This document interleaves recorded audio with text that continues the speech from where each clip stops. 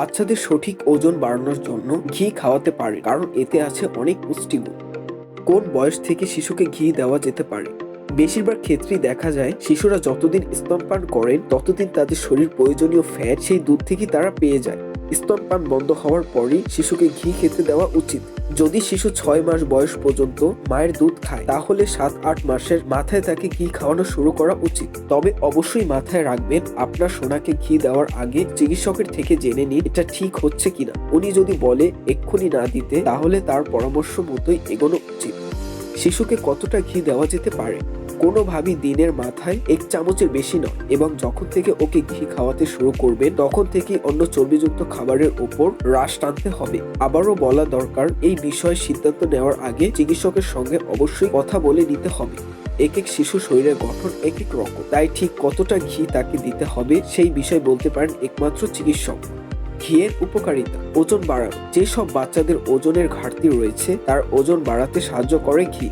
হজমের সহায়ক। খাবার দ্রুত হজম করায় এবং পুষ্টি পেতে সাহায্য করে ঘি। মস্তিষ্কের বিকাশ। 5 বছর বয়স পর্যন্ত শিশু মস্তিষ্কের সবচেয়ে দ্রুত বিকাশ হয়। ঘিয়ের মধ্যে থাকা ওমেগা 3 মস্তিষ্কের বিকাশে সহায়ক। রোগ প্রতিরোধ ক্ষমতা বাড়ায়। ঠান্ডা লাগা, জ্বর হওয়ার মতো সাধারণ অসুখের মোকাবিলা করতে ঘি খুব সাহায্য করে।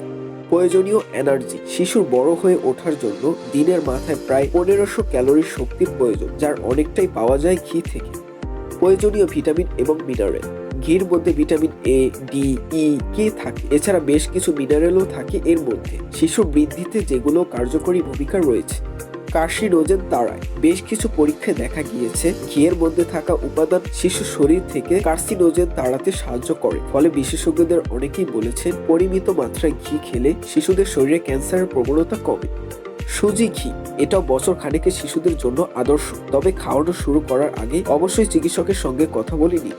1 চামচের মতো ঘিয়ে সুজি প্রথমে ভেজে নিন। খুব বেশি ভাজবেন না, অল্প বাদামি রং হলেই ভাজা বন্ধ করে নিন। তারপর ওর মধ্যে দুধ মিশিয়ে আবার গরম করতে শুরু করুন। ফুটন্ত অবস্থায় এসে গেলে আঁচ কমিয়ে দিন, অল্প চিনি দিন, কম আঁচে চিনি ভালো করে মিশিয়ে দিন পুরো সুজির মধ্যে। ঠান্ডা করে শিশুকে দিন। ইচ্ছে হলে এতে খুব অল্প কাজু ও কিশমিশ দিয়ে নিতে পারে, তবে সেটা চিকিৎসককে জিজ্ঞাসা করি।